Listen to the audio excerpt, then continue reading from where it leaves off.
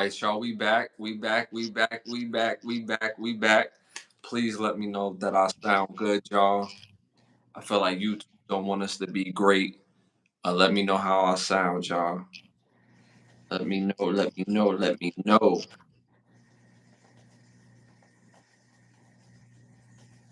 Let me know. Let me know. Let me know. Back up in this thing.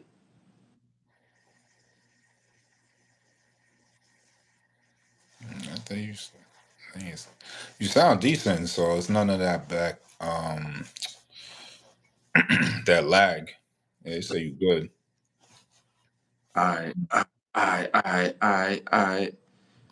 So we was at a Hollywood Ask Us.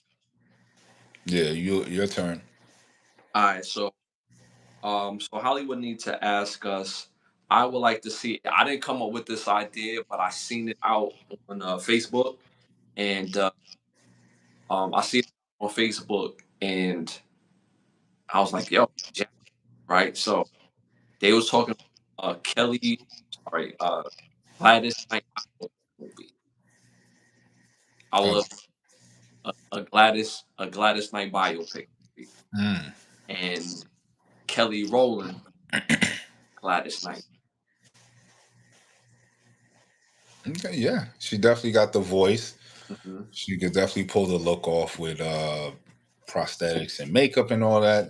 Yeah, Kelly Rowland definitely is a good pick for that movie. I think so too. I think so. And because she's an artist, she could get into the art even easier. It's not forced, beautiful, and and all that, and chocolate and everything. I I, I think it will be a dope movie to see as well. I think she's fearless, that she could play this role.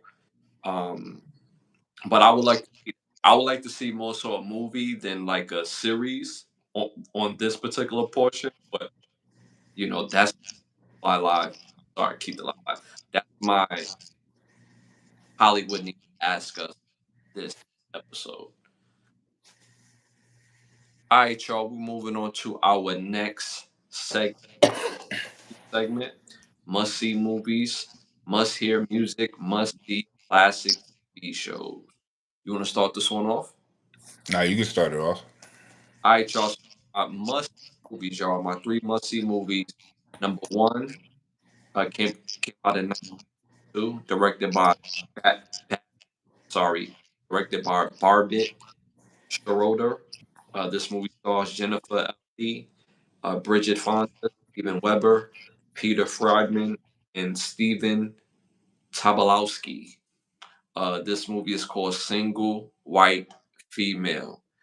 This movie is about a young lady who gets next to another young lady and kind of like mimics her a little and tries to gotta watch the movie. I won't ruin it for y'all, so make sure y'all tap in. Single White Female. Uh, this movie came out 2024, came out this year, directed by Marcel. This movie stars Tom Hardy, Juno Temple, Raz, I think Crystal, Chris Fernandez, and I know I'm going to tear his name up, Chawit Ejiofor.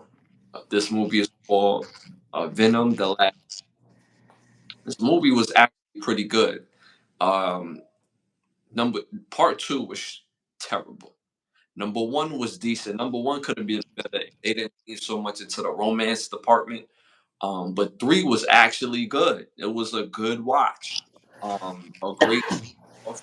But y'all know the Venom story, so but it's a must watch. So make sure y'all tap into Venom the Last. And my third final movie is called Murder in the came out in 2002, directed again by Arvid Schroeder. Sandra Bullock, Ryan Gosling, Michael Pitt, and Chaplin. It's one of the movies. Obviously, it's about murders and numbers about a serial killer, but I don't want to ruin it. So make sure y'all check the movies and check it out. Let me know what y'all think of the movie. And yeah, man. So that's the movie I want y'all to check out. So those are my three must see. All right, chat. You know how I do with my must see movies. You know, I always got a theme for y'all. So this episode is it's no different. So my theme is false gods. So these movies all about false gods, mythological gods, and their false claims to them being those gods. Right. So first movie on this list is Clash of the Titans. Came out in 2010.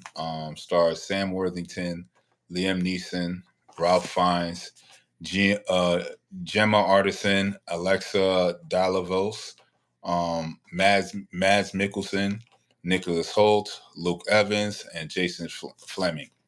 Clash of Time is basically about one of the Greek mythologies of Kraken and one of the half demigods able to battle these titans, right?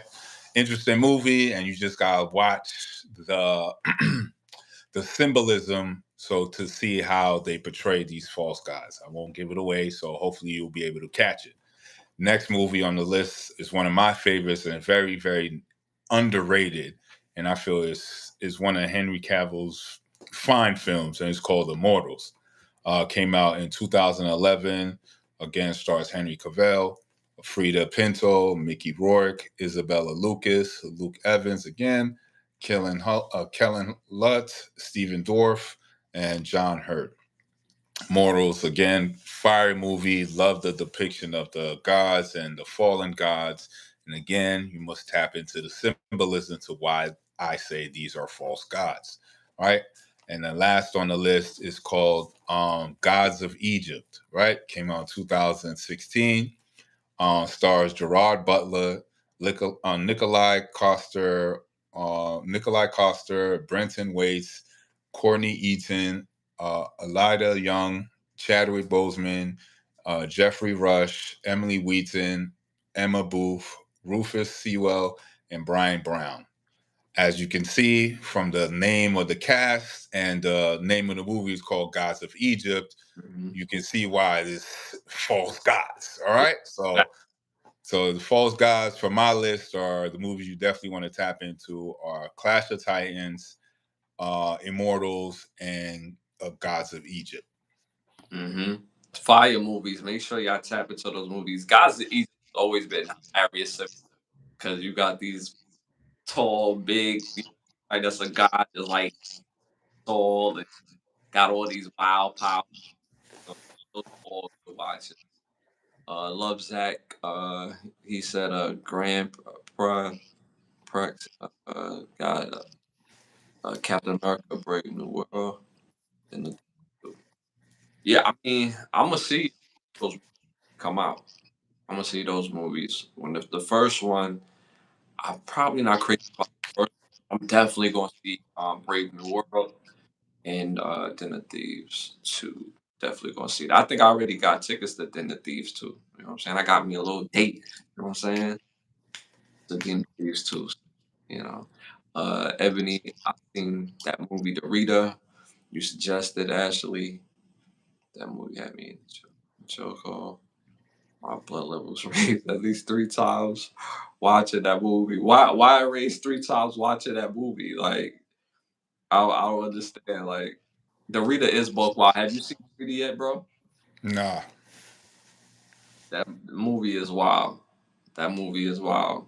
Um, yeah, it's a whole lot going on in the Rita, but I think I talked about it with an older woman messing with 15-year-old kid, and she nursed him back up, and then when he went back months later because he was really sick, he went to say thank you, and she was like, all right, cool, I'm gonna walk out with you. But before she walked out, she had her clothes, so she getting naked, like looking at the back or whatever. But she didn't say what you looking at. She just looked at him, and he got nervous out the door. So when he came back the next day, he was like, "Yeah, I want to apologize or whatever, whatever." And she just looking at him up and down. She was like, "Yo, I need you to go get something from downstairs and help me up." So by the time he came back up, he was all dirty, and she made him take a bath in the shower. And then once he got out the bath, they started getting popping, and it was like, and on the side, a whole Nazi soldier on top of that. Like it was wild. Wow, it was Mm. cool to read it. Then what's crazy about the joint is that she wanted him to read him books. She wanted him to read her books. I'm want to read her book after they got it popping. Like it was movies wild. It was wild. Some want you to hold them at night. Others want you to read them books. You know what I'm saying? Make them titties tingle. You know what I'm saying? Make them nipples hard. Like, yo, it was wild funny though. All right, y'all. Moving on to our next segment, our must hear segment. Uh, I'm going with a theme. Y'all like it when I put the music. R&B theme. Darnell Jones. These are three must have on your Darnell Jones playlist. Number one, Shorty Got Her Eyes on Me. Number two, Have You Seen? Number three, Where I Want to Be. So again, you make that Darnell Jones playlist. You gotta have Where I Want to Be, Have You Seen Her, and Shorty Got Her Eyes on Me. So make sure y'all tap Darnell Jones. All right, y'all. Moving on to our classic or must see TV show. You want to start this? Nah, you can start it off. All right, so my must see or classic TV show. I think this is more so of a must see because it's only one season and it was designed for only one season. Um, this is very fire. I don't know how I just found out about this. One season came out in 2022. It's called The Life. I'm sorry, the Last Day of Tommy Gray. The Life of Tommy Gray. This stars Samuel L. Jackson, Dominique Fishback, Cynthia McWilliams, Marsha Stephanie, and Damon Gapton. Fire show about a man that's dealing with dementia. None of his family really want to deal with it. They feel like he's far gone, and this house stinks, is dirty, and after see the rest of it, I won't ruin it for y'all. So make sure y'all tap in the last day economy gray. Fire, fire. That's what on Apple TV, right? What I mean, I got seeing it, and I got it on my special joint where it don't matter what channel on it, my drip. All So right, say less. you know what I'm saying? So my show definitely is something you definitely need to tap into because of the um the climate that we in with celebrities going down for these allegations. So this show came out in 2013, so I feel it's relevant now. Ray Donovan. Again, came out 2013, has 7 seasons, stars Liv Schreiber, Paulie Mackinson, John Voight, Karis Dorsey, Eddie Marson, Catherine Moning, Stephen Bauer, Elisa Diaz, Dash Mihuk, Simmons, Katie Holmes, and Venetia Shaw. Basically about a Hollywood fixer. He gets hired by executive or middlemen to certain production houses, and again, he just gets paid to fix things. And you go through the 7 seasons of how him being a Hollywood fixture and doing the things he has to do for these certain people to make certain things go away, how that takes a toll on him, his relationships, and his family dynamic. Very interesting show. And I would say it's very relevant now, to say the least, because of the Yeah, climate we're in with celebrity culture. So yeah. I thought it was very interesting to tap back into the show. Definitely, if you have Showtime, tap into Ray Donovan. Make sure y'all tap into Ray Donovan, y'all. Another must see TV show. All right, moving on. You got cologne for? Definitely got cologne for y'all. If you look good, you feel good, you smell good, you're gonna do good. So this fragrance this week is from Jimmy Choo, called Man Aqua. Definitely got to tap into this fragrance right here. Again, Jimmy Choo, and fragrance is called Man Aqua. Make sure y'all tap into the man Aqua, get you smelling right, feeling right, and get you where you need to be. All right, y'all. Moving on. Y'all already know what time it is. It's time to wrap. This segment is brought to you by Buttons, your classic movies, shows, documentaries, as well as original content for your viewing pleasure of $4.99. Again, snaps. First hot topic of the night: Willow Smith, the daughter of Will Smith and Jada Pickett Smith, says that her success has nothing to do with her famous parents. What do you think about that? Well, I mean, what success? What success are we talking about? I mean, you like you asking, or you just saying like in Yeah, general? no, I'm asking what success is he talking about that has nothing to do with her parents? Well, I well, she is successful at being an artist. She sells out shows. She got heavy streaming music. Um, so talking about that aspect of her being an artist. Right, but her last name is Smith and her father is well-known rap artist. So to say that has nothing to do with her propelling herself name-wise, not saying that's talent-wise, name-wise, to say that has nothing to do with it is just it's illogical at best. But then again, we dealing with, you know what I'm saying? As I told one of my homies, like when dealing with conversations with women, you must be in the illogical. So in the illogical, yes, it makes sense that you feel as though nothing your parents did has anything to do with your success. But logically, if my last name was Manning and I decide to play football, I mean, logically speaking, it's going to propel me. You know what I'm saying? I still have to go and perform, right? Correct. You're right. But it's still going to allow me to get to a certain level because of my name and where I come from. So to say your name and where you come from has nothing to do with your success uh, takes away from the stuff that your parents built for you to have so you can propel yourself to the next level. So you can't say you built it on your own. Nah, that's illogical. Nah, I can't agree with that. Your family built a legacy, regardless of how many people may feel about it, that allowed you to get to a certain level of success, or at least let certain people open the door or hear you. You know what I'm saying? Mm-hmm. Mm-hmm. At least put your name on top of the list. You feel me? Mm-hmm. You still got put in the work. You still got come and, you know what I mean, do a showcase, whatever. Yeah. But at least your name gets put first. Rowan Jack said something that was very interesting. I didn't even know Will had a daughter. I just knew he had a son who mom's sleeps with. I've, Again, that's why I asked the question, what success does she have? well, I've seen her make.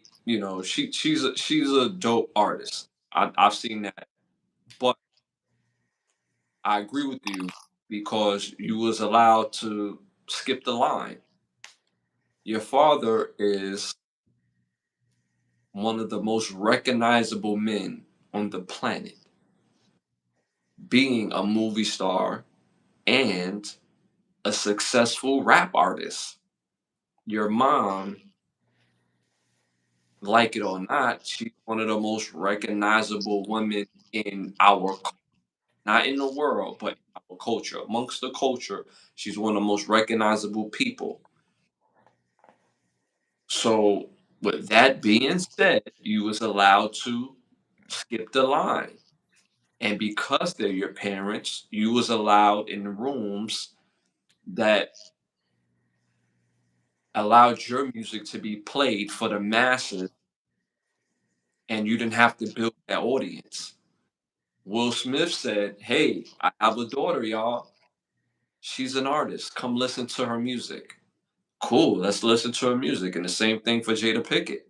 So you was allowed to find and build your audience. You did not get it out the mud in anything that you've done. And that's not negative because your parents, as a parent, you work hard to give your kids what? advantages in life. This is one of your advantages. So to say that your success had nothing to do with your parents, talent, I agree with you on that. Talent, okay. But like you said, you still have to show up, you still have to do the work. But to say that they don't have nothing to do with it, there's something called resources. When you do music, you have to go into the studio. For the average person, they can't afford to go into the studio. For the average person, they don't have people who can actually put a package together that's going to allow for a proper promo.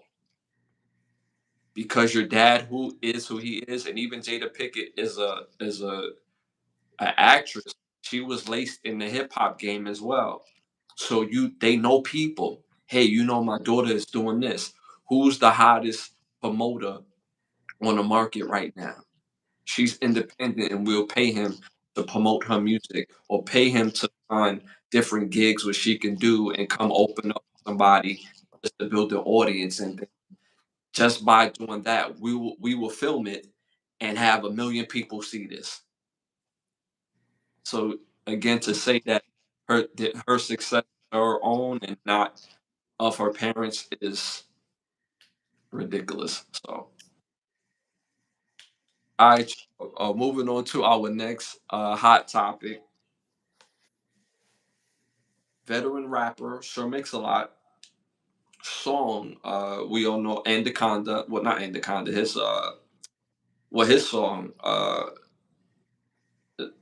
That's Nicki Minaj song. Anaconda is Nicki Minaj song, but Sir Mix-a-Lot is the original Booty Baby Got Back. I'm sorry, Baby Got Back. His song has made over $100 million, and he says that his lifestyle hasn't fallen off since 1992. So this bars a question: should artists focus on hits or focus on the art form? Um, well, honestly, I think it's really more so how is his deal structured? How is the paperwork structured and all that? You know what I'm saying? Because to still be eating off that one song, you have to have a certain type of structuring as far as the paperwork and your contract is concerned, right? Or Hmm. am I making this up? No, so, I'm gonna let you finish. I'm gonna let you finish. Go ahead.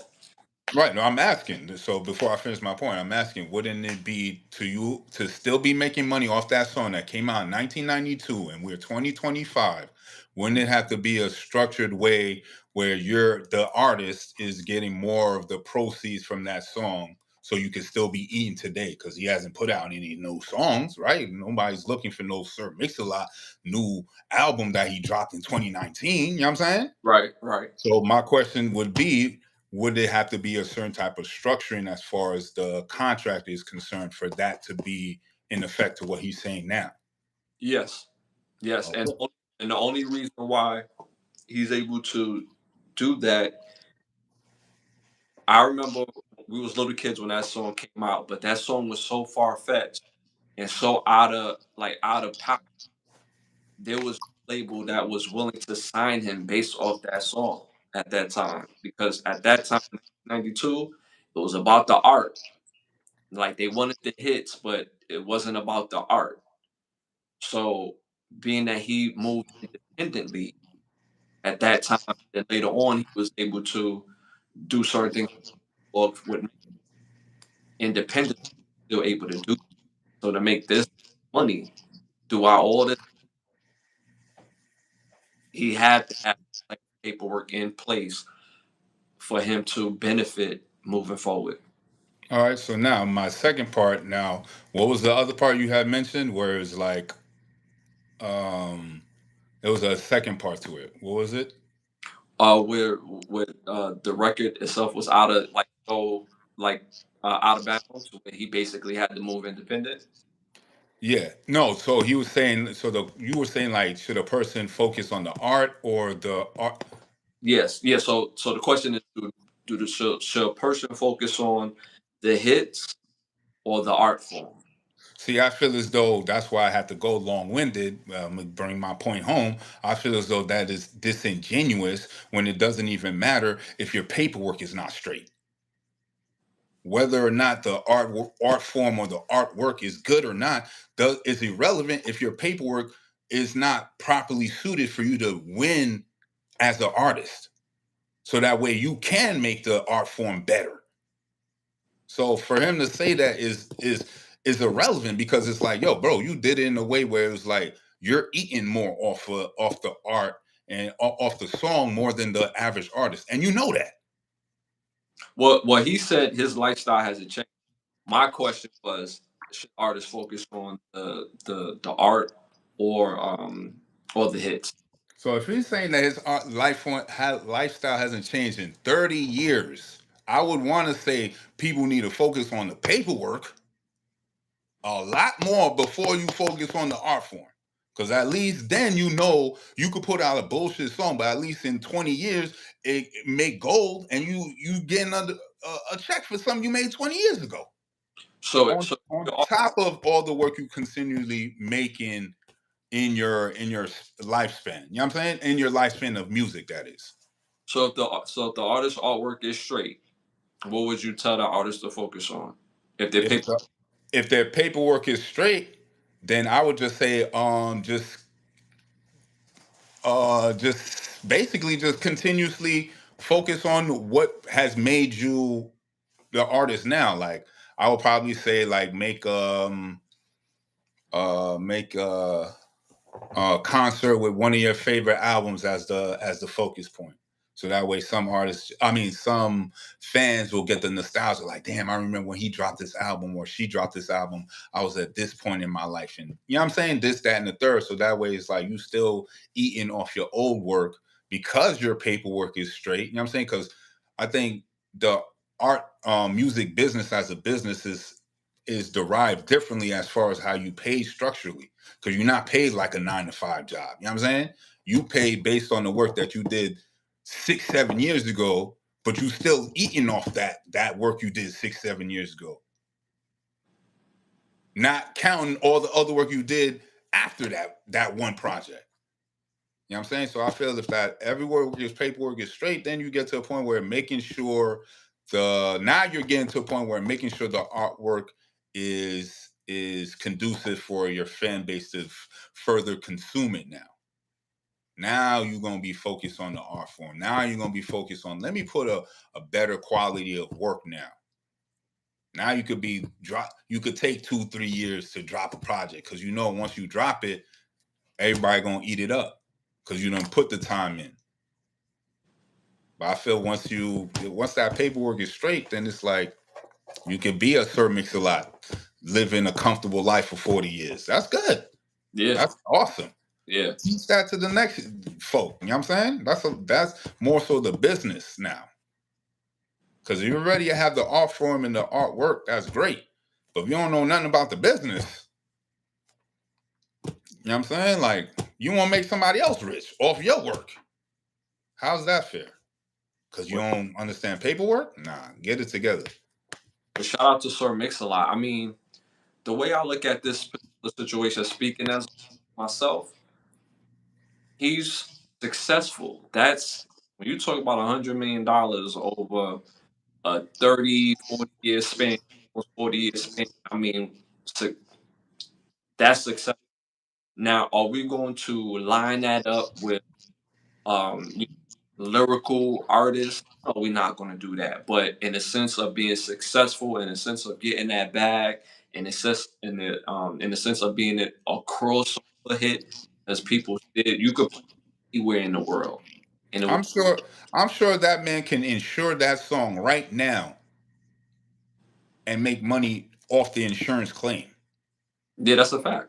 You know what I'm saying? That's Because that's a tangible piece of money making machine that any insurance company, if he so choose to use the masters as leverage for whatever business endeavor he wants to go move forward with, you know what I'm saying? That could be a bargaining shit. You know what I'm saying? and that's So like so that's it, that right there is such a pivotal example of success in the music world that other artists need to really take heed to because it doesn't matter about Sir Mystic, like you were saying, the artistry. I mean, the lyrical ability of it. It's the longevity of it. that makes more sense. That an artist that's coming up in the game would want to look at this OG and be like, you know what? I need to learn from OG. How much would it cost to sit down with that brother? Because $100 million off one, we're talking about one song. Oh. We're not talking about 11 albums, 13 albums. No, we're talking about one song. Mm-hmm. Eating comfortably. Imagine living in the same house for comfortably for 40 years. And no diss to Sir Mix-a-Lot. I can't tell you the name if he had more albums out. It didn't even matter to bro because he knew he was good. You know Right, what I'm saying? That's the right, whole. That's the whole point, right. and that's what I love about it because it's like it showcases a certain type of success that people may not even view as success. But then it's like, what is really truly success? Because if a man eating off something for 40 years, I mean, that's success to me. If Right. I don't got to do nothing else but this one thing I did 40 years ago and I'm still eating off it for 40 years, I'm like, and I'm still going to continuously eat off of it. It's not like it's a stopping point that's like after 42, you good now. No. It's after I die, like Yeah, my family still eat off of it. yeah. So, I mean, shout out to bro. Like, if he could pass the knowledge on to these young cats, that'll be lit because they can make it easier now. All you need to have one song pop off your TikTok. You know what I'm saying? And not to mention, people don't realize when other people sample your music, that goes into your catalog as well. Exactly. Nas not so long ago brought out the song Anaconda, like I mentioned previously, and that's a sample. So Right. She got cut, borrow a check. he makes a bigger portion of that of her song. Because she reinvigorated the song, so young cats thinking it's a new bop, not Mhm, knowing it's something old. Because there was a bunch of songs like that called me thinking it's a new beat, and then come to find out it was remixed for something older. So it's not nothing new. But the business aspect of it is when you remix that old song, you make it new. You still got pay homage mhm, and pay dividends and pay your tribute to the creator of it. So mhm. not only is he eating off the original song still, he's eating off the remix. Mhm. So again, get your business acumen straight, then that way the creativity can just flow naturally where you're not being forced to or put in a box that you need to put this album out tomorrow when you're not feeling it. Like, you know what I'm saying? So when your business structure is straight, you put out the work that you want to put out because now it's the work that you feel is quality work that you want to give out to the people. I think it's quite a battle when you're making music, and some people they're trying to everybody's trying to make the best music they could possibly make, but the sole objective is to do something that rings out, and whether the thing that rings out, you will hope that it has substance. Now, Baby Got Back, substance, and Baby Got Back, but it's entertaining and it's successful. So it what do most artists will do in that process? Want to be forever back and forth? Do you want to be successful, or do you or do you want to do it a certain way where other artists can respect? At the end of the day, you just want it to ring out. So I mean, it's still a healthy balance that I think most artists still battle with still to this day. But it's a Mhm. very interesting though. Very interesting. All right, moving on to our next hot topic. Philadelphia Eagles front office have decided to sit Saquon Barkley for the rest of the season. Well, for the next game, to rest for the playoffs.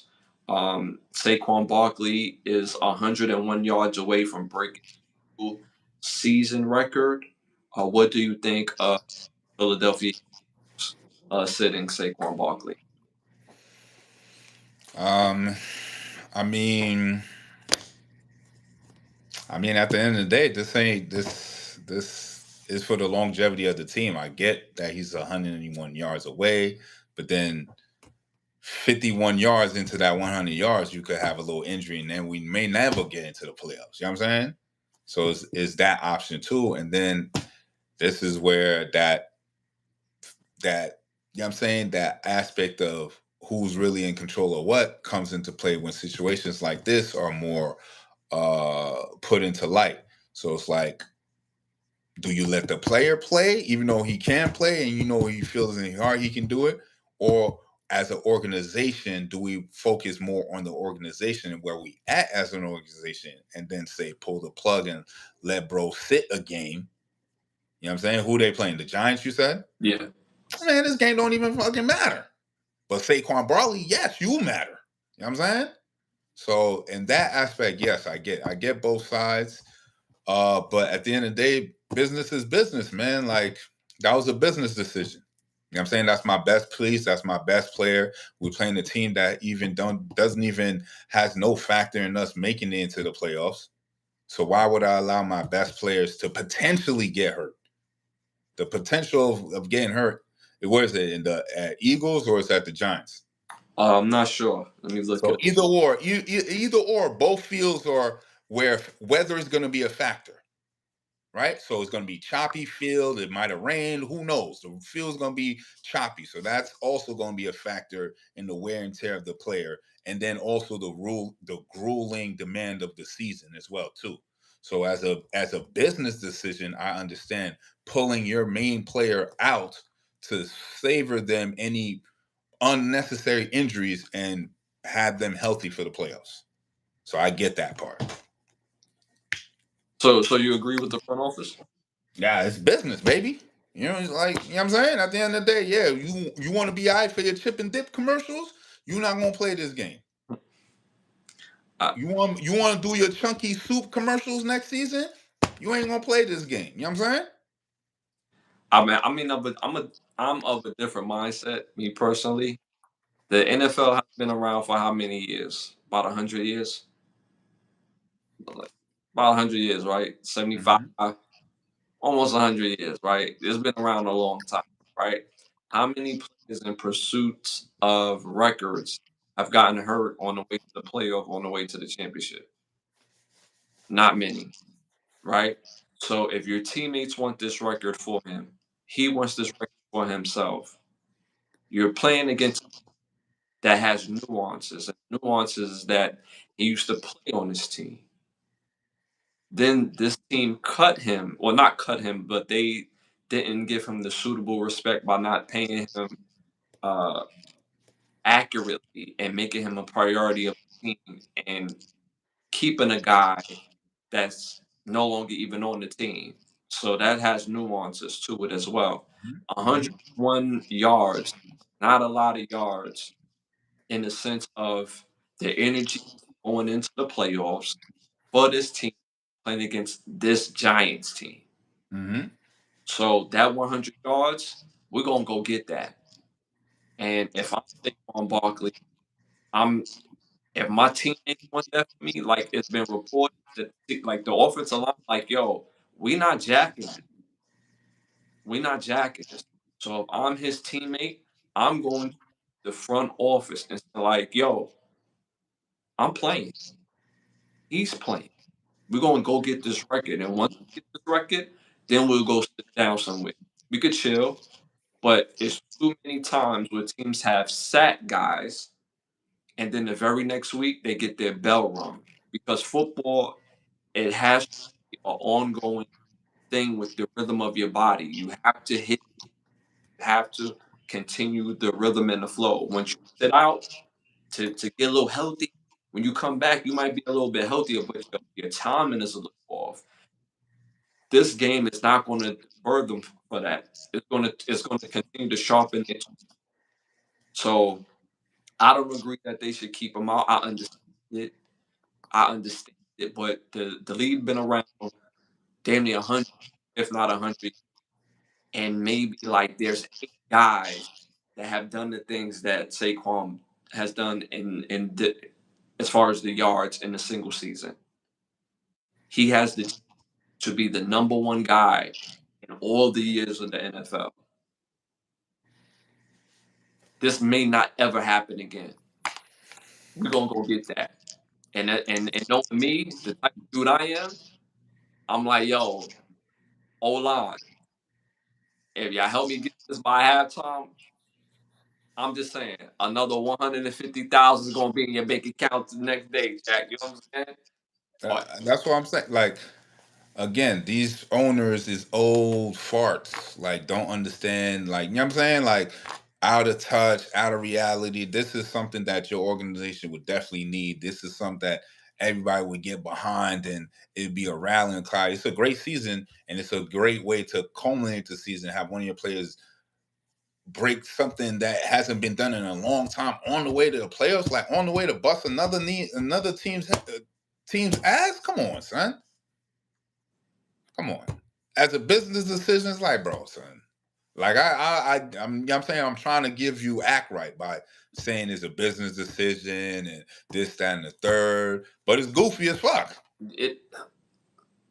I mean, cause like It doesn't make sense. It's not a logical business decision. I get it as far as like I get it, but we need this. You know what I'm saying? You can't baby a rivalry. Like we need this. Yes, I'm a Giants fan. Cool, but I'm all for the rivalry. You know what I'm saying? I don't fuck with the Eagles, but you know what I'm saying? Like you can't take out their best players neither.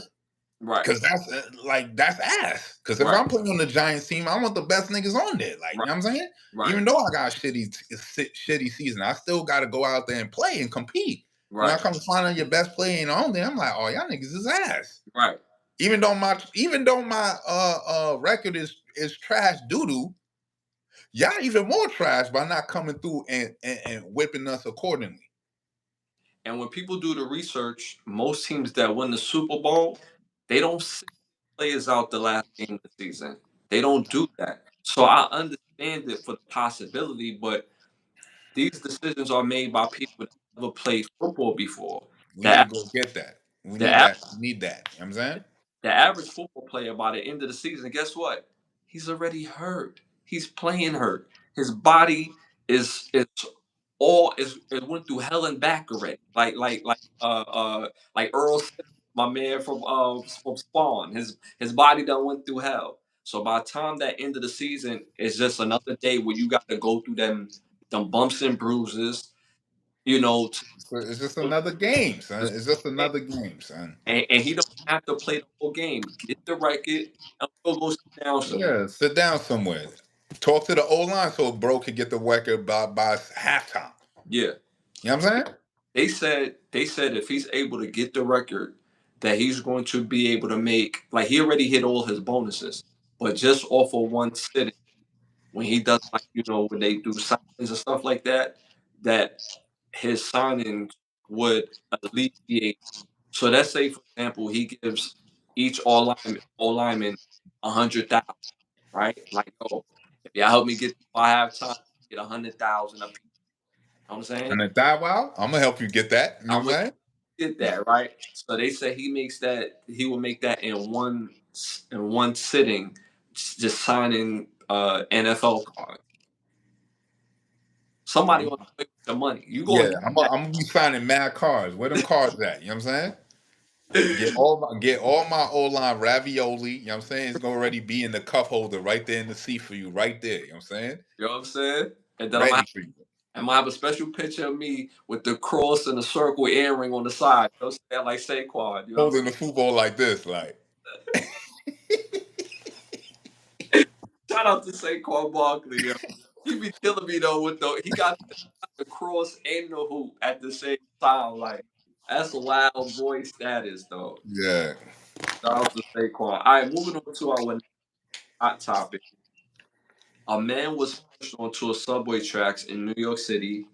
A man is in custody. The victim is in critical condition. Uh, bro, why do you think things like this continuously still happen in New York City? I really want to know, as while all of this continuously happens in New York City, why New York City feel the need to continuously raise the fare as all this shit is going down. So you want me to pay more fares? Then I got dodge and weave, niggas throwing shit at me. Then I gotta make sure nobody throws me off the damn track. And then when I get on the train, I gotta pray that it gets to my destination on time. Mm-hmm. Like hopping on the train nowadays is like it's like Russian roulette. You don't know what you're gonna get. But yeah, and still you want your bread.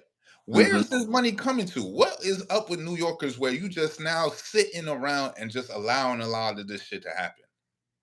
While they raising the rate, the fares, raising the easy pass on y'all. Now they got a congestion fee. They got all types of fees.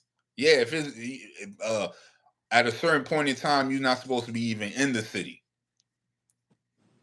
Yeah, if you caught around like 5th and 11th or something like that, around 9 to 5, they're gonna hit you with like $10 congestion fee or some shit like that.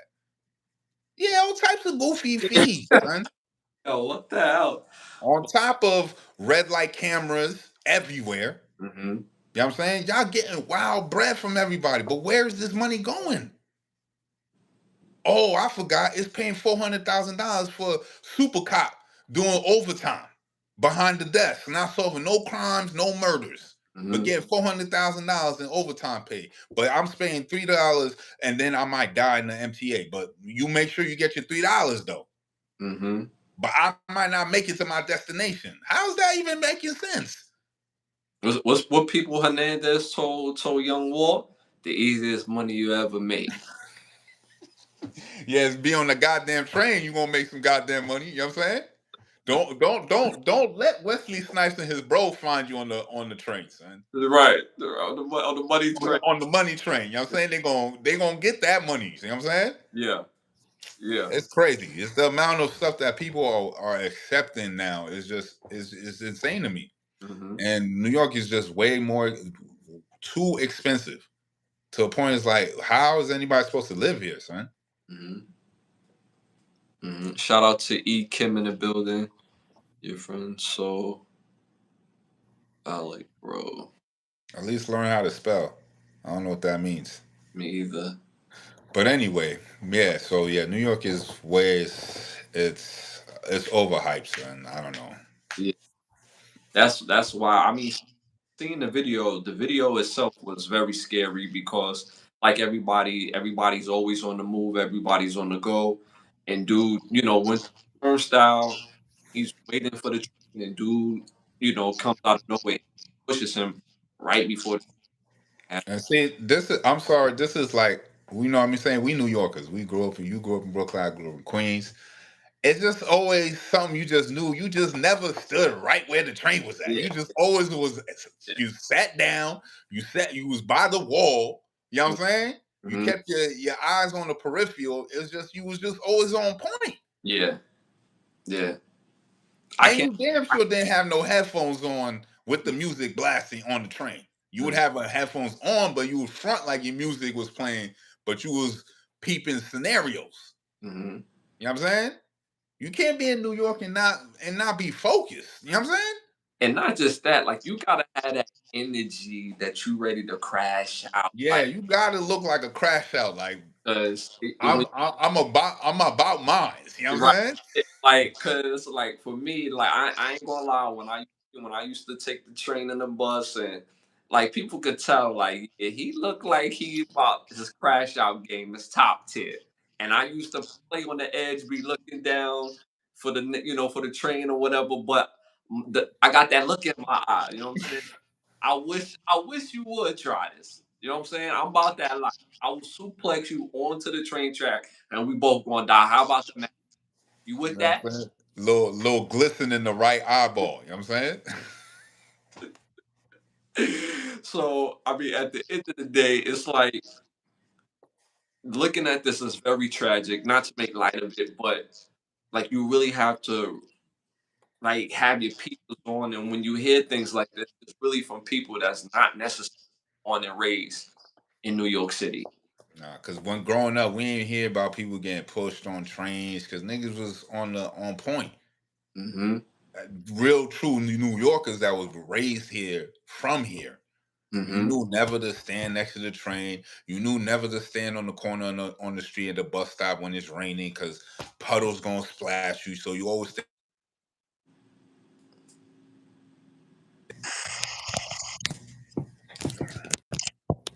So yeah. Yeah. Shout out to Johnny Cash in the building. Appreciate you. And, yeah, that it's very tragic. I hope.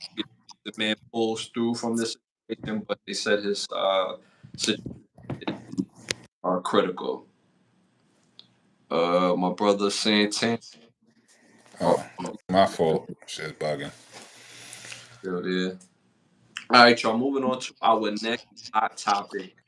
Kai Cenat turns down $60 million deal kick. His reasoning why they turned the deal down was all money isn't good money. What do you think about that? I'm saying that's one of them diddler deals. Like he wasn't having it.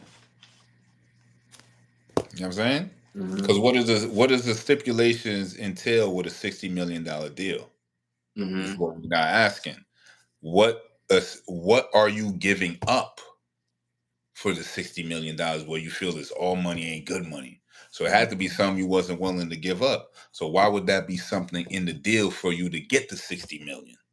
Mm-hmm. I'm saying, Mm-hmm. why would that be part of the deal for something that you don't want to give up? For us to give you this 60 million, you got to give up whatever it is that you don't want to give up. For you to then say all money ain't good money. You know what I'm saying? And then on top of all this diddler, Abercrombie and Fitch executives, you know what I'm saying? All this stuff going on, but you being real, as we would say, you're not being really informative as what's going on. And I know why. You know what I'm saying? You can't. Mm-hmm. So you gotta say things like, "Oh, all money ain't good money." That's an empty statement. What the hell does that mean? We Mm-hmm. know all money ain't good money. Yeah, but $60 million, how you turn down 60 million? Why? Well, part of it was things, right? So a part of what he said was, and this was on Club Shay Shay during the interview. He says he's good. Like, don't get me wrong. Like, money, is money, but at the end of the day, what can still buy that the money that he already can't? And because of that, I'm willing to um, do the deal and feel like he up something that he already has control of his situation, and he's cool on being where he's opposed to doing something like a $60 deal to play by somebody else or company's rules. And I know the reason why he can't go in because you don't want to be the guy who don't do a deal that you tell the whole world. Now other companies want to be like scared off as well too. You still want some sort of money coming in, but you don't have to do that deal. You know what I'm saying? So that's what he said during the interview. Yeah, makes sense. Because Hmm. yeah, you're gonna have to give up some kind of control if they're giving you 60 mil. So rather than give up that control, because for you to be at the table for them to offer you 60 million, you know what I'm saying? Hmm. You had did your own work. So obviously what you're doing is good. So you want to just continue doing that. Yeah, I mean, 60 mil is a lot of money, man. That's a lot of money. That could be life changing money. It's so crazy that YouTubers, streamers, and the type of money NBA got, NFL got. You know what I mean? So, like, we really live in a different world when it comes to having influence and who's getting influence. So I think that's pretty admirable on where he said his mindset is at based on the deal that he would not take. So I admirable. All right, moving on to our next hot topic. Uh, he has a good head on shoulders. Can we talk about how Drake more valid terms of the music to play and function than K Dot? I that last two. Shout out to Don Dark. I never heard people say that new Kendrick uh, more valid black function than K Dot, especially in the South. Uh, real quick, I would say this. I'm not personally a Kendrick fan, but I think after the battle, the culture has shifted to Kendrick. That's been arguable. Drake has been dominating the game for the last 10 or so years, but this battle have changed the look of who Kendrick is and who Drake is in the eyes of the culture. So, all right, y'all. Moving on to our next hot topic: New Orleans truck attack suspect um, may have been inspired by Islamic terrorist group. The New Orleans driver killed at least 15 people and dozens were injured after the truck plows into large crowds. New Orleans FBI identified the driver as Shamsa Din Jabbar, 42-year-old U.S. citizen from Texas, and he's also an Army vet. He was briefly killed he was killed in a brief shootout, um, and is yeah. So that's what happened in New Orleans as far as the truck attack. What do you think about that? I mean, I think it's tragic, tragic circumstance, and I feel sorry for the families and victims that this stuff happened to. But I mean, him being an army vet, his name, like, I don't think none of that has anything to do with any of that stuff. You know what I'm saying? Like, they're just using that as the media does. What does it matter if he has Islamic connection? The nigga's a born citizen. You know what I'm saying? Like, that has nothing to do with nothing. So that's irrelevant. You know what I'm saying? He's an army vet. Okay, that's irrelevant because he's retired. So it has nothing. Did him being in the army have something to him doing what he did?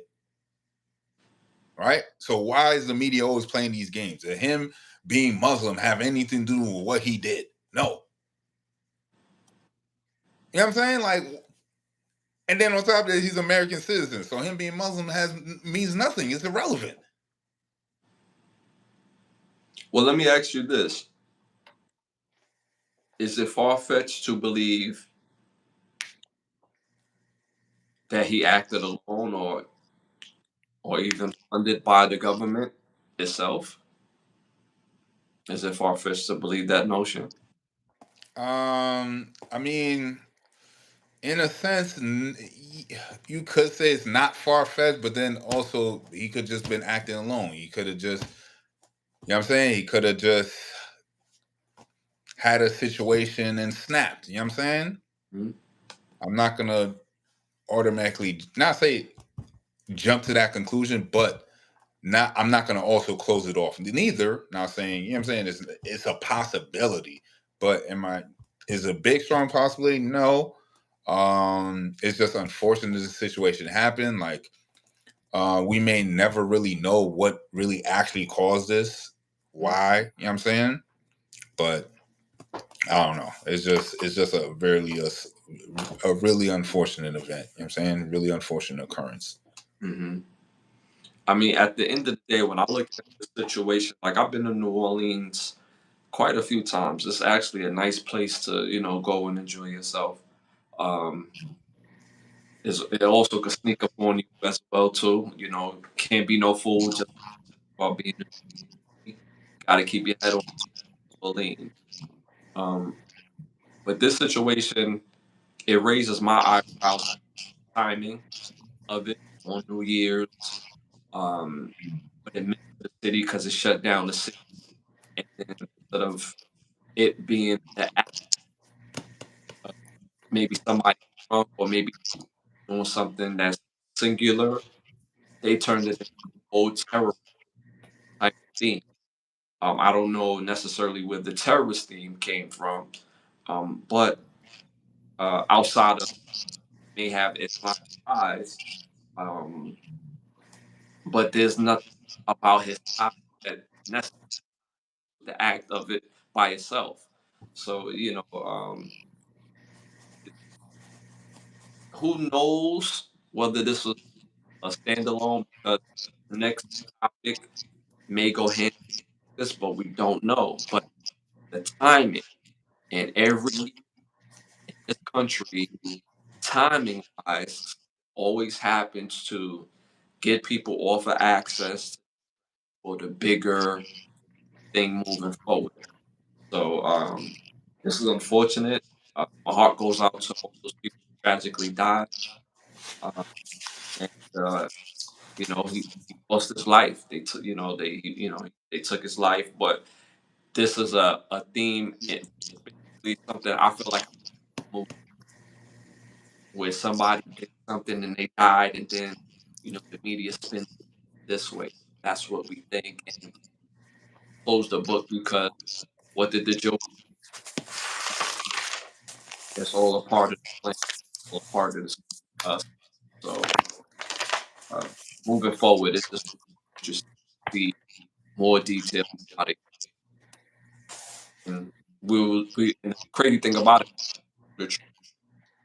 So, all right, y'all, moving on to our next hot topic. Like I said, this one goes kind of hand in hand with the last topic. A Cybertruck blast in front of Las Vegas Trump Towers. Matthew Liversberg, years old, Green Beret, a highly decorated soldier, shot himself in the head before the explosion. What do you think about? It's really bad publicity on our veterans and stuff. You know what I'm saying? I'm not gonna turn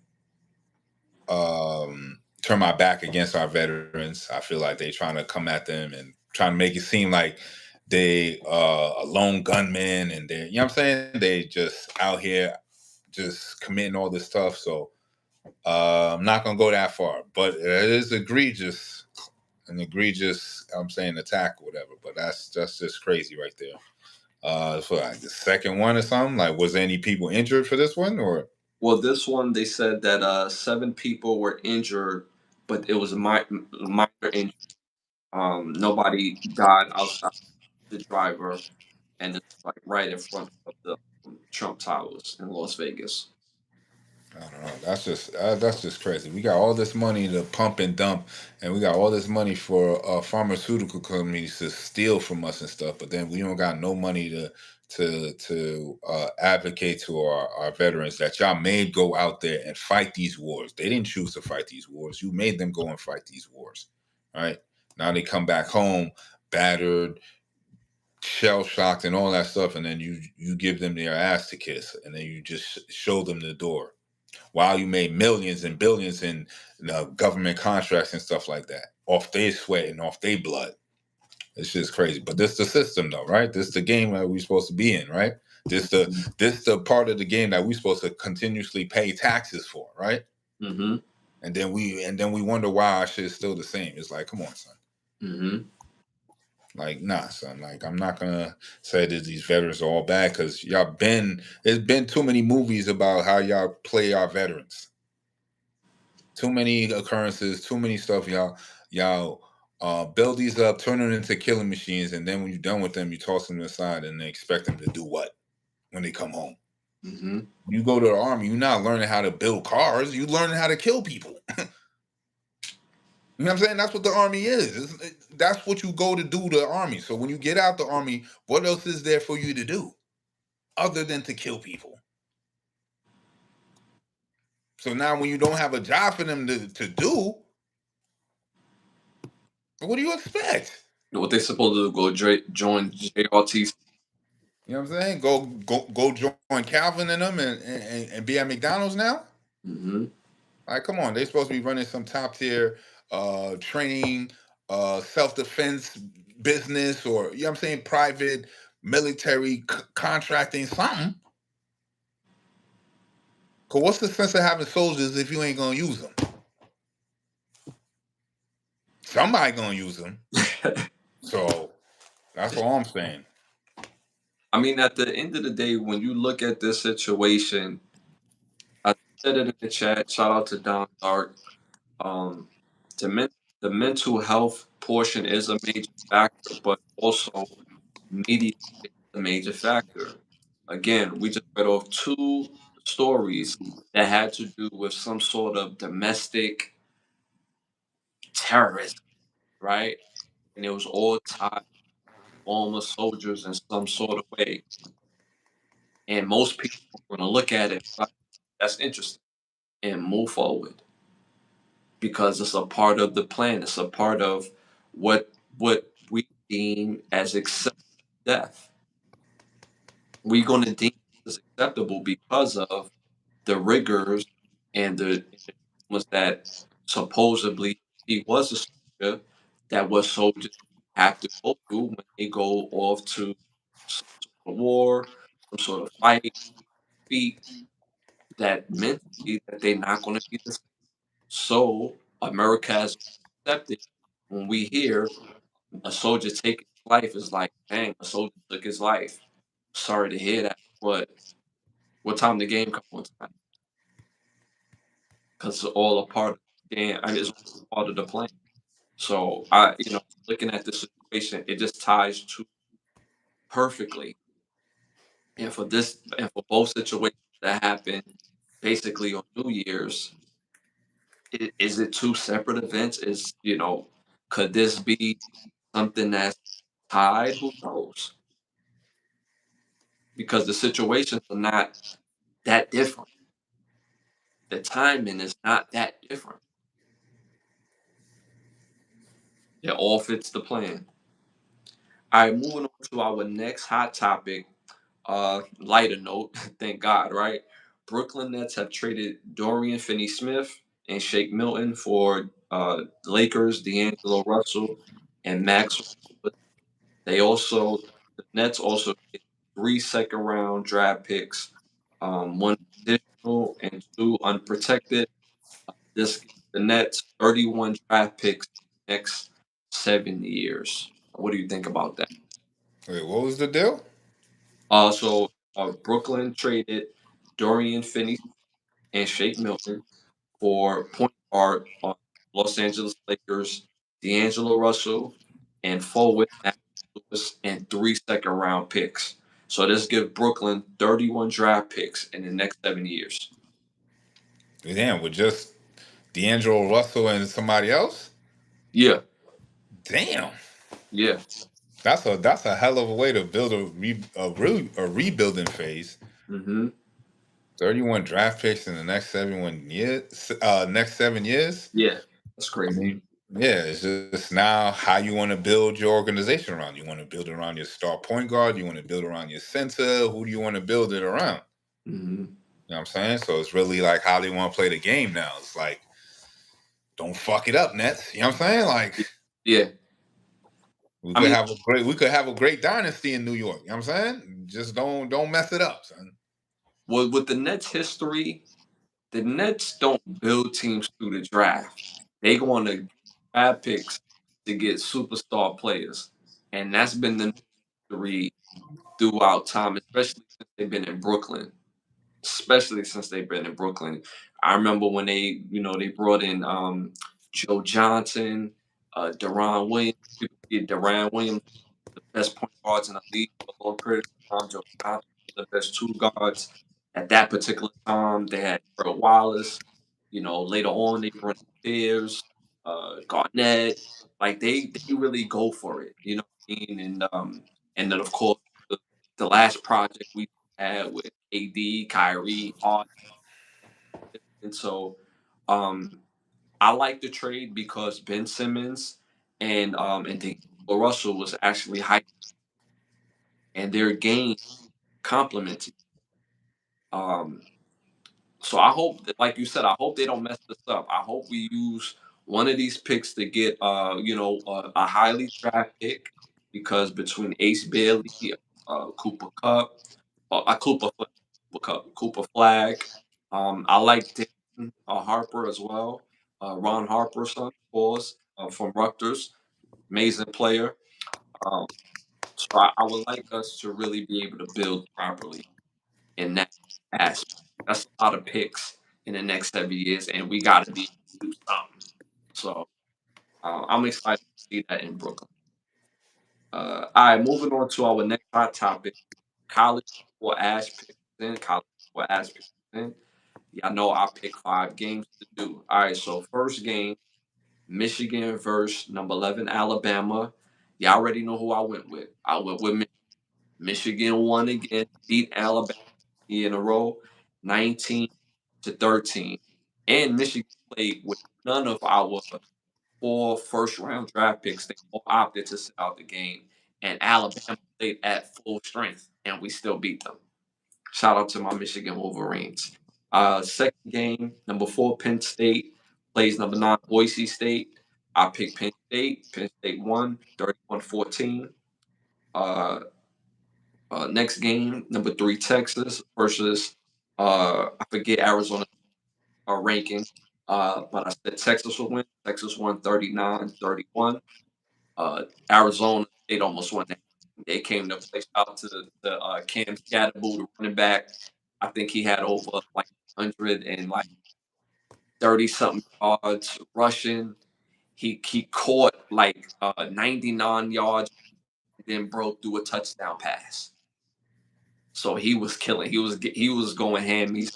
Shout out to Ken Scatterbull, the running back from Arizona State. But I did say Texas to win, and they won. Next game, Ohio State versus Oregon. I think both of their ranks as well. I said Ohio will win. Ohio won 41 to 21. And last game, Notre Dame versus Georgia. I forget their rankings, but I said Georgia will win. Georgia lost. They lost 23-10. This was the best I've ever seen in a game, by the way. It is spooky. They look athletically stronger, faster, just ready for the moment. Shout out to Notre Dame. Which begs another question. Alabama, Georgia, Tennessee, South Carolina, Texas A&M, and Oklahoma. That's half of the SEC took L burgers, whether it's a bowl game or playoff game. Do you think the SEC dominance coming to an end? Nah, I don't think so. There's just too much talent in the SEC. Just this is one year where all the teams lost. All right, that's fine. People always have that, but the consistency of the SEC has always been there. So I'm not gonna say that this is dominance is going down, but it is to look at. But it's not something that's gonna say that there ain't gonna be no more dominant players coming into the SEC for the next couple of years. Like I don't see that not happening. I mean, me personally, I think it's over. I It's over. I think you're gonna always get good players, but that SEC dominance, we're gonna see Alabama be Alabama, Georgia, Georgia. We're not gonna see more, in my opinion, because a lot of those is opting to go with coaching is being done in a different type of way. Colorado, Michigan, Oregon, North Carolina, BC. I didn't even realize BC, which is going to be a crazy uh, on next year. Coach Bryant, who was the offensive coordinator for the Patriots while Bill Belichick was there, he coaches Boston College, and now that you have Bill Belichick over here, uh, Sean Jackson just signed to Delaware State as the head coach, and they said he's already signed some guys in the recruiting trail. Uh, Even though Delaware State not SEC or Michael Vick signs to Norfolk State. Again, Norfolk State SEC football, but players are opting to go where the coach is being like that energy being there, and that SEC dominance is going away because they don't have that coach, that conference that raises the level of college football. Nick Saban was a domino effect. Because of Nick Saban, because of Alabama. The other school has to raise their level of their recruiting. Now that the other kids are going to other places, I mean, Alabama lost to Michigan second year in a row. Georgia lost to Notre Dame in very convincing fashion. Tennessee gets blown out by State. South Carolina, their bell rung today. I forget who they lost to, but it was a convincing fashion, and South Carolina looked good. Texas A&M loses. Oklahoma loses. I mean, and Oklahoma loses to Navy. To They had no business losing the Navy. So me personally, I think it's over. I think they will continue to get good players, but that SEC winning every game, going 30 game winning, I think it's over. Me personally, but it's gonna be interesting to see the new college football. I love it. All right, moving on to our next segment. Our next segment is brought to you by Bravo Section. Bravo Section, BravoSection.com. If you want to buy some dope photography, if you're in, you can book a session with the best photographers in the world. If you're not, still book that session. You can fly out, take care of your session at BigBravoSection.com. You got petty law, petty thoughts, petty word for us. I got a few words from the Black's Law Dictionary. So, first word is trust. Our arrangement whereby a property, including real, tangible, and intangible, is managed by one person, persons, or organizations for the benefit of another. A trust is created by a trustor who entrusts property to a trustee. Trustees hold legal title to the trust property, but they are obligated to hold the property for the benefit of one or more individuals or organizations known as beneficiaries. All right. Next word is title. A right to ownership of land or evidence of ownership of real property. When referring to real property, the title is not a document, but rather it's the right to ownership. All right. Title. Next word um, is terrorism. Next word, terrorism. The use or threat of violence to intimidate or cause panic, especially as a means of affecting political conduct. All right. So the words for this week were terrorism, trust, title. Oh, and I had one word. One more word. My fault, y'all. My other word, and then tax lien. Last word, tax lien. An unpaid ad valorem tax liabilities, and special assessments levied by counties and municipalities become specific liens on a property. Unlike state and federal tax liens, they are general liens, and ad valorem tax liens are specific liens. All right. So tax lien, trust, title, and terrorism. Dope words, y'all. And if y'all got some words for my brother to look up, type them in the chat, and he's gonna look them up for the next episode. Fire. All right, moving on to our next segment. I keep the lie alive. Keep the lie alive. The lie alive.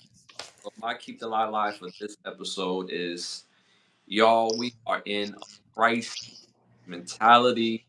Crisis that we're in the backwoods mentality. Is relocate a real sacrifice when you're the beneficiary? Too many times people that are in, when they relocate with a partner, they feel like they're sacrificing something. They feel like they sacrifice their life. But what if you relocate and you benefit from the relocation? So in my past, I've had somebody live with me in one area, right? And their life was basically evolved around the life that we had in one place, but we moved to the area, another, but they never paid no bills. They never took care of, you know, the general thing. Didn't have their. They lived with me, and I'm not trying to about me. I'm just giving an example to make it very clear. So if somebody lives with you, you take all the bills in one place. When you move to another place, you continue to do so. So you basically upgrade your lifestyle. So how can relocating become a And it's just a backwards mentality because when you move, it's not like you're being held. held hostage. It's a decision. Now, if you have a life of your own, meaning if you have your own place, you have your own vehicle, you have your own ways of your own access and your own movements, then that's one to do, to have that and then move to another place for somebody to feel like there's a real, I'm sacrificing life, I sacrificed my place, I sacrificed my vehicle, I sacrificed friends that I made it, I sacrificed my job to move over here where I don't know, where I don't have my own place or don't control the surroundings of what's going on. But if you're already living with somebody in that set, and then you move with them to just another place, what is the real sacrifice in that scenario? So we're in a crisis where we have this mindset and mentality that regardless of what people do for you, people still feel like you owe them, even when you take care of them, even when you do the best that you do for someone, they still feel like you owe them something. If you give an allowance of $500, then the mentality goes from thank you, I appreciate it. I've never received $2,500 a month to, you know, this person only gives me $2,500 a month. It's a mentality that is continuously to break our society as far as just thought process of how we value things. And when we first get it, value is so high, it's so, oh my God, I can't. But after a while, when you get people, then it becomes you sacrifice and only did that. What do you think of that mentality? I mean, why are we entertaining this mentality? Like, it's no point. Like, it's stupid. Like, we got to move, and it benefits both of us. It benefits both of us. Are we in it together, or are we in it separately? So if we're in it together, this move is going to benefit us together.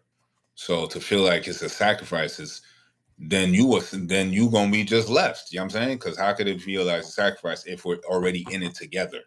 So if you already have that mentality that it's a sacrifice, what are you really sacrificing? You know what I'm saying? So it's no point of even entertaining it, because if we're not in it together, then I'm still gonna make that move, and you do what you need to do. You know what I'm saying? That's what it boils down to. And it's a weird thing because if things don't work out, the person's going to say, well, what do I go back to? Right? Because I sacrificed this for you. But even before you met that person, you wasn't established prior to. So you going back to what you had prior to because you're an adult.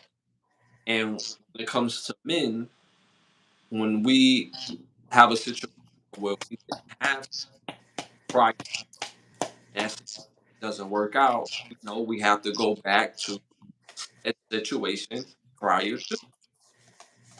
So what is the real sacrifice? We have to get rid of this backwards mentality and this broken mentality that no matter what somebody does for you, that somebody still and continuously owe you something. Y'all, that's been so. Thank y'all for time, and y'all been amazing as always. Thank y'all for y'all support, and just thank y'all for helping to grow the show. I want to thank the show. I want to thank Snap, Bravo Section, OUV Records. If you're interested in becoming one of the sponsors of the show, hit me on Instagram at Ashley Lovechild. Hit my brother on his Instagram. Bravo section underscore. So if you're interested in becoming one of the sponsors of the show, hit us up on Instagram. Also, be on the lookout for the Overstand podcast every Monday on this channel. While understand when you go Overstand every Monday at 9:30. Again, I got some new music on the way. Still working on some music, so be on the lookout anytime.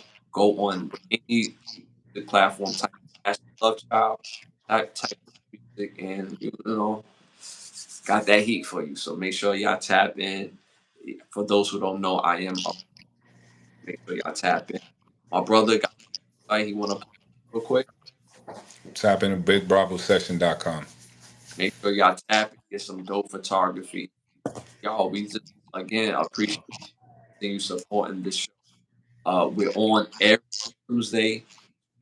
We're on every Thursday and every at 30 on this channel. Again, don't forget to hit that subscribe and hit button on that way out. And again, on this channel, rewatches, we got 260 videos this podcast. All right. So again, we love y'all. We appreciate y'all. And we'll see y'all again this Sunday at 10:30. And it's love. We out.